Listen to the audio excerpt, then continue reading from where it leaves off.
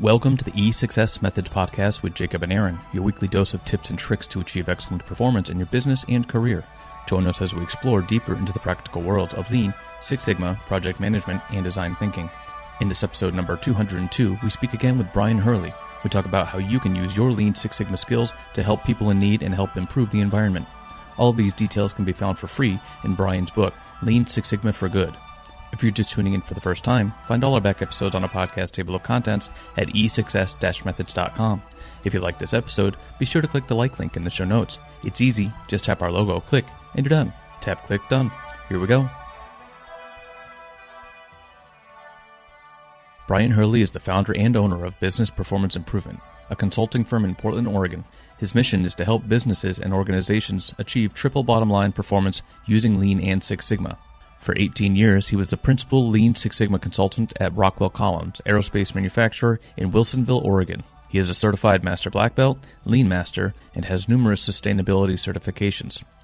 He was hired in 1999 and has worked out of 3 different facilities: Cedar Rapids, Iowa, Melbourne, Florida, Wilsonville, Oregon. He has a bachelor's degree in statistics, a master's degree in quality management and productivity, and lettered 4 years in football as a place kicker and punter at the University of Iowa. In his free time, he helps lead Lean Portland, a group of volunteer consultants who help nonprofits in the Portland, Oregon metro area implement Lean and Six Sigma. He is currently president of Recycling Advocates, a nonprofit organization in Portland that is dedicated to creating a sustainable future for local efforts to reduce, reuse, and recycle. How's everything going? It's going great. The main thing is that I'm working full-time since the last time we talked, back in, looks like 2016, almost 2 years ago. So you're working full-time now, or you're not working full-time? I'm full-time into my consulting on my own. I guess I should put it that way. Okay, so how was that transition? What was the fears and the goings on, and consulting is feast or famine kind of thing. So how did you sort of mitigate those risks? Sure. Yeah. And so this is something I've been thinking about for many years. I think a lot of Lean Six Sigma consultants think about this at some point when they get in and start working in a corporation or a company, and they do this. And they realize, I think, that their skill set's pretty valuable. And then they say, is this something I could do on my own at some point? So it's always been in the back of my mind. And I worked 18 years at my last company. So probably 17 or 18 of those, I was thinking about this. I think that, I did a lot of things to change up my lifestyle to make it less risky. Mm-hmm. We downsized quite a bit, my wife and I. Paid off bills, got our living situation down to something very affordable. Mm-hmm. Actually moved into a mobile home, right, which I've never lived in before. So that's been an interesting situation, but it's good, actually. It's better than I thought it would be. So things like that we've been working on over the years to try to simplify our life, minimize things, so that I would have very minimal amount of bills to deal with. And then last couple of years, been really trying to network a lot in Portland area, meet a lot of people, talk to people in industries that I wanted to get more involved with, and realize that there's a lot of need and not a lot of knowledge around these techniques. So I got excited, but I also realized it's going to take some time to really get busy with this, because you're starting to educate groups of people that have no idea what Lean is. They don't understand Six Sigma. They don't have a manufacturing background or engineering background. And so that's the good thing, is that there's no one else, really a whole lot of people competing for work in these industries. But it's also, you have to spend a lot of time developing the knowledge so that they realize that they want that help. Does that also mean that there's not a payday in these industries? Like it's out of the goodness of your heart? Some of it started to, but I've actually gotten a little bit of work with nonprofits as a paid gig. So that was surprising. I didn't actually think that was a possibility. So that was surprising. No, I think there definitely is a payday for a lot of this. And so initially, I think it'll be just whatever the work I can get. But I definitely feel like I'm making inroads into this other industries. And we'll talk about these other industries, but recycling industry or waste management or some of the government, national and state level. And so I think there's a need to look at, or a desire to do things better and run their processes more efficiently and not be so uncontrolled, I guess is a good word. I think they're looking for something, and I think they just haven't had a lot of people trying to educate them or tell them about it. So, no, I definitely think that was the deciding factor, is I thought that there was opportunities to make money as a consultant. Okay, great. So you mentioned reducing to the mobile home. So was this, part of me, wants to believe that this was just so you could afford to go out on your own. But basically what I've been reading in on you and listening to, just watching your moves a little bit is how much of that was based off of your personal dedication to reducing your impact on the environment. Yeah, I think I would say it's both, because it definitely was looking at it from a cost perspective. So when we were looking around Portland area, it's an emerging market. It's getting expensive. Housing is becoming crazy. It's growing up in the Midwest, it was nowhere near these types of prices. So you kind of get in the mindset of what you think something is worth, and then you look at the price of houses, and you're just like, even if I could afford that, I don't know if I can justify it in my head. That just seems so crazy. So, yeah, I definitely, but it was a key factor in terms of the price to go from, what you pay for a 1-bedroom apartment to what we could pay for a mobile home. And I think that was actually probably a bigger impact. I don't know if I would have moved if I wasn't thinking about the consulting. You were, okay. So, yeah, I think it was almost as important as obviously having a smaller footprint. We don't get the efficiencies in the mobile home as we did before. So that's a little bit of the downside. We get a small place, but heating and cooling is not very good in those types of homes. So you end up paying more, even though the square footage is smaller. Mm-hmm. So, yeah, you are a pragmatist then. It's not just about out of the your ultra dedication to it. So what did you feel like you had to give up? I mean, you got the freedom of having, you had to give up a yard or something like that. What are the pluses and downside to really downsizing like that? I think it was really trying to look at all the stuff you've accumulated and moved around over the years, and listen to the Minimalist podcast. Mm-hmm.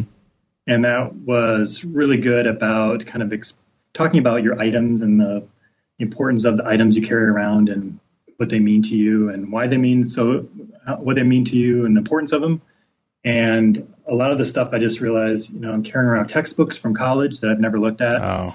Why am I doing that? Can I scan those? Can I get them digitized some way if I do want to keep them? Or really, if I did an internet search, can I find almost everything in the book online now, which I can? So really just kind of looking at all those things and just methodically kind of chipping away at the size of the storage space that I was holding on to. And then over the last couple of years, we've just been, every place we've gone has been a little bit smaller than the previous one. So it wasn't anything dramatic where we just got rid of everything, sold everything, and moved into a tiny house. It was something that's been going over the last 7 or 8 years probably. Okay. But not dramatic, but each move seemed to be a little bit smaller than the previous one. Mm-hmm. Yeah, so you've essentially 5S'd your life, and what you're talking about is the same thing my wife is trying to do, with me. She's like, okay, here's this college textbook. It's like, is it even relevant anymore? She's like, what year did you go to college? Is it even relevant? You're like, it wasn't that long. 1, 2, 3, oh, yeah, never mind. Pluto was still a planet. Those half the people in the book are dead now. Yeah, right. So, okay, thanks. So let's talk about your BPI, business performance improvement. What is you talked a little bit about what you're trying to get into, but what's the official mission and vision of BPI?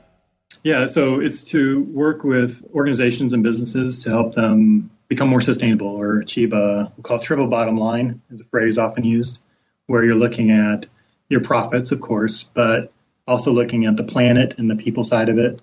And I think we've talked about this in the past, but really looking at a broader perspective around improvement. So where we normally look at a problem and say, okay, I've got a financial problem or I've got a cost issue, and that's what drives the project selection. I'd like to work with businesses that also say, hey, we're trying to reduce our carbon footprint. We're trying to reduce the amount of materials that are going to landfill. We're trying to reduce our water usage, or we're trying to get more engaged in the community. maybe do some more volunteer projects and teach them these concepts around Lean, Six Sigma, process improvement as a way to improve on those metrics. Mm-hmm.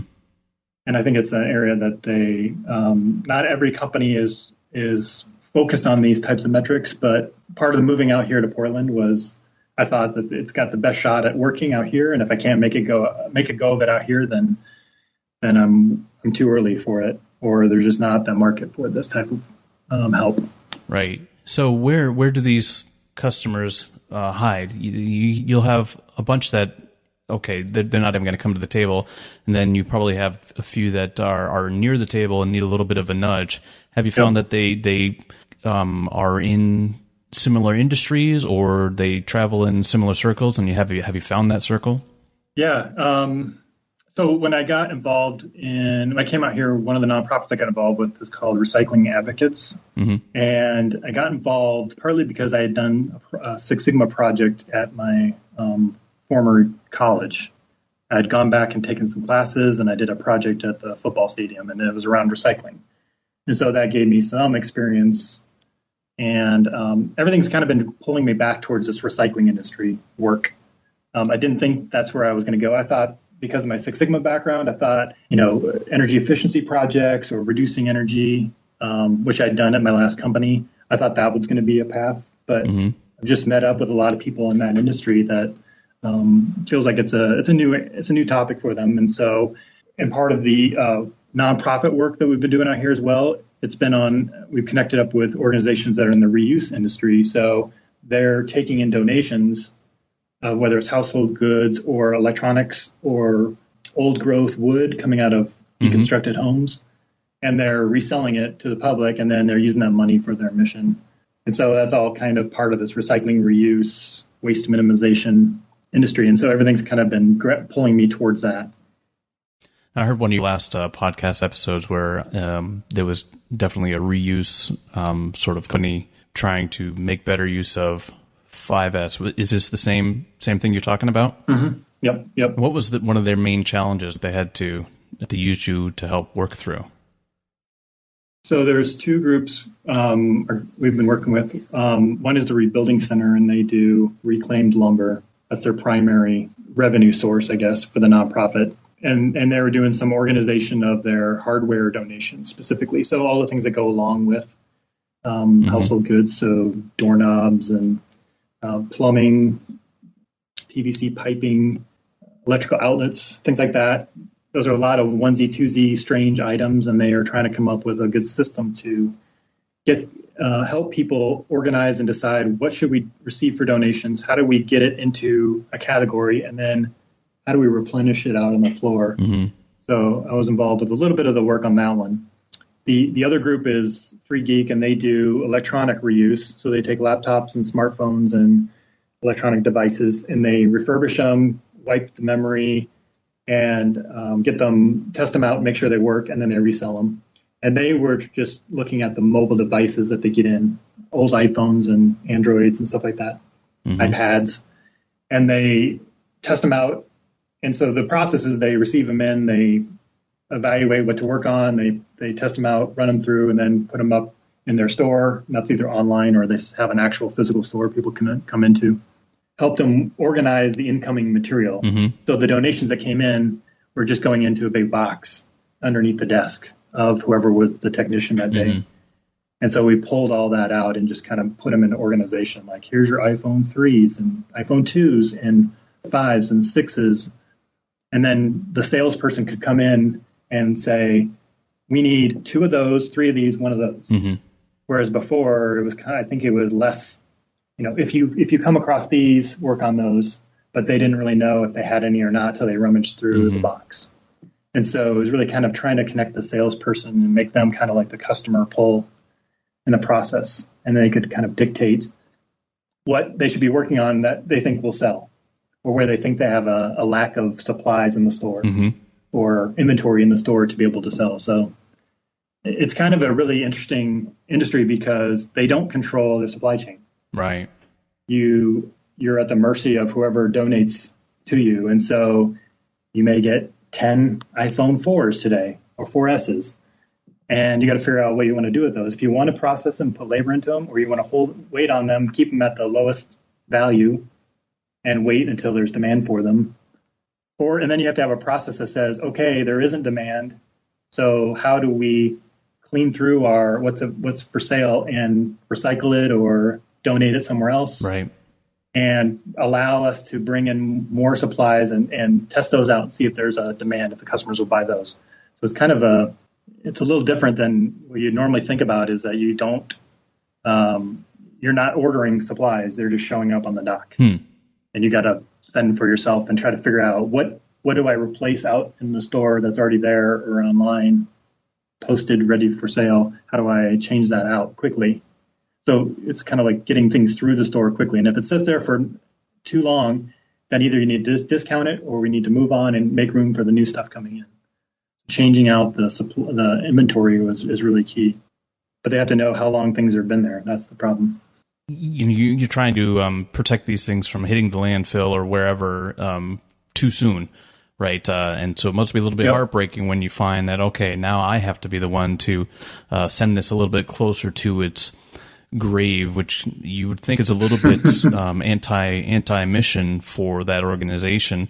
But I got the impression, I think, from the episode that there was kind of just too much stuff to deal with. Did I hear that correctly? Yeah, absolutely. Yeah.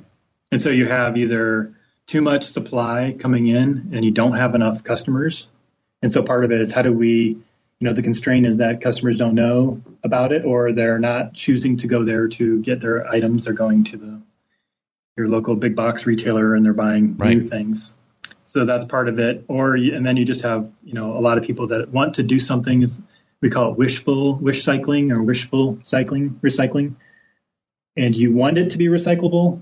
And so you give it to somebody and say, please recycle this because I don't want to throw it away. But really, there isn't a good source to recycle it. So you're kind of just delaying the inevitable. And it feels like you're doing the right thing for a while. It's not actually getting to the right spot, being delayed there. Right.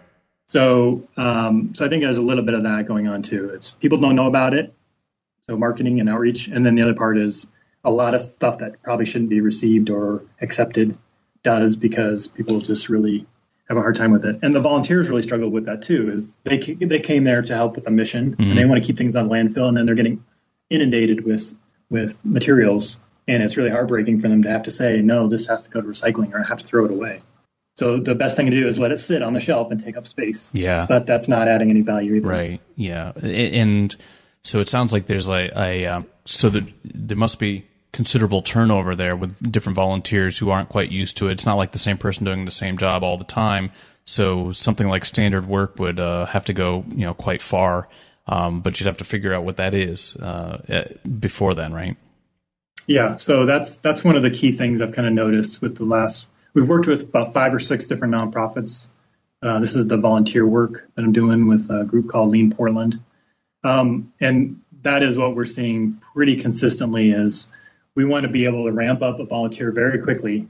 And that requires very well-documented processes, color coding, signage, simplification of the process, and being able to get them engaged and working right away, even on some small tasks. And you can't have 2 hours of training and then 1 hour of actual volunteer work.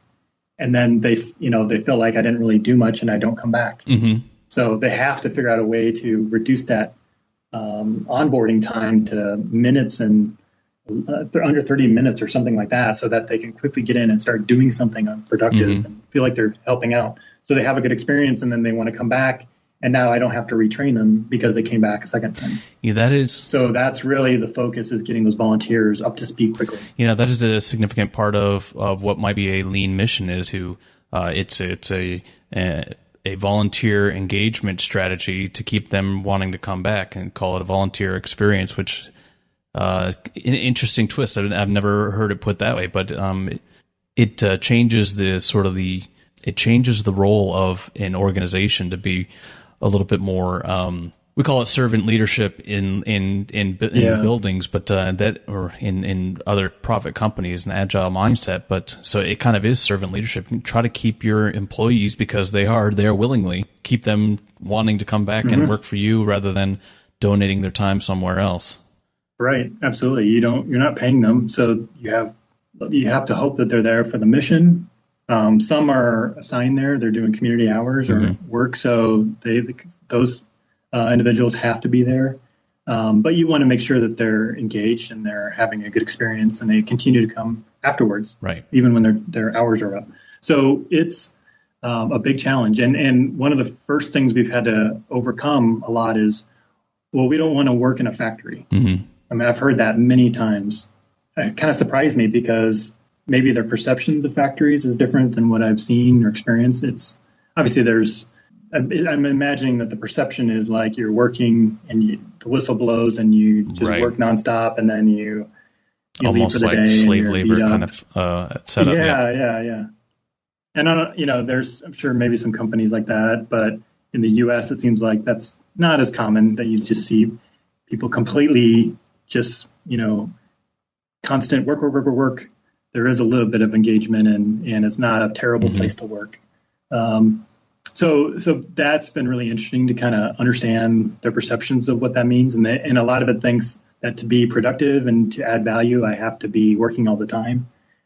And so we have to kind of overcome that idea that, no, this is about working smart, doing the right things at the right time and the right amount of those things. And the other real challenge is, how do I balance it so that they're getting a diversity of work, because we don't want to burn them out on one task. We want them to see the different parts of the organization. So the experience that they have is definitely one of their metrics. And so normally we might look at productivity numbers or output, or did we meet our schedule? Did we fulfill our Kanban cards as success factors? But here you have to add in that volunteer experience. Did I enjoy the people I worked with? Did I feel like I made a difference? And so we've actually been talking about setting up the daily huddle boards and including a metric around there on measures of volunteer experience and satisfaction. And you should have that for any organization with your employees, but it seems like they're really focused on that, and that's great. Yeah, I think there's it's certainly more pronounced because they are volunteers, and I think a lot of corporations haven't gone down the path of servant leadership so much with paid employees because, well, you're paid to be here. I've already compensated you for your time. I really don't care how much you enjoy it or not. It's a hopefully an aging and antiquated mindset, but every now and then we hit the reset button and companies that you would think were maturing along those lines, it gets a different type of leader and then it goes back the other way. Back to the old methods. Yeah. Right. Yep. I agree. I think it's hopefully something it's moving away from that, but still there. Right. All right. So let's switch gears a little bit, talk about your book, Lean Six Sigma for Good. And I guess my first question is, why write a book? Good question. I didn't think I was going to write a book. That was never a plan or a goal of mine or a motivation to be an author. I think a lot of it had just been over the years. I've heard people mention this as to communicate to different audiences. You have to be where those audiences are at. Not everybody's on Facebook. Not everyone's in social media. Not everyone's got a LinkedIn profile. And so some people enjoy reading books or listening to audiobooks. I've really gotten into Audible the last couple of years. I'm terrible at reading books, but I can listen to books all day long, and I've powered through tons of them in the last couple of years. I love it. So to reach new audiences, I feel like I wanted to put the book together and kind of help that spread out. And you can, do that internationally as well. And so through Amazon's platform, basically, I know that's a whole nother audience of people to kind of share the message. I think that I've been building up in the last couple of years is, how do we get the Lean Six Sigma practitioners or your industrial engineers or quality engineers or your project managers? How do we get all of them who are interested in wanting to go do something in their communities to not only just volunteer, but bring their skill set with them? So that then they're not just a pair of hands, but they're actually, hey, I get paid to do this at work and I can help you manage your projects, or I can help you with that quality issue, or I can help you improve the flow of this, or look at your customer feedback data and help you come up with an improvement plan. That's going to be way and helpful to the organization in the long run than your 2 or 3 hours of cleaning up the place or being involved in a process which is desperately needed. And so they absolutely have to have volunteers to do that. But you have a skill set that you're bringing to it. It doesn't have to be Lean or Six Sigma, but if there's a way you can get more involved in those organizations and get into some of the operations side of it, the areas they're having struggle with or that they're not sure how to address those, to do that and help these organizations out, and so that they can do more with the amount of resources and time and money that they do have. So I may have a bunch of people saying, yeah, I have the skills, I have the desire. How do I know where to go? What do I say to convince them? And how do I even get off the couch and start this?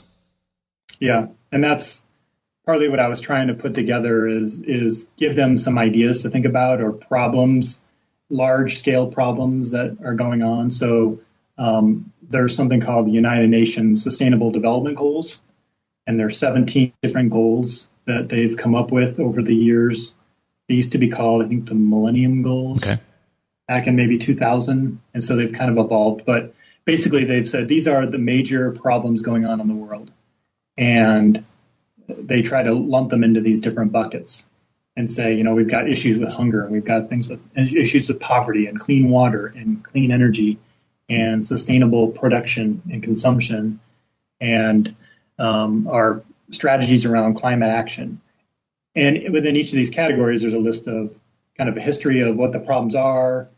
X percentage of people in the world don't have access to clean water.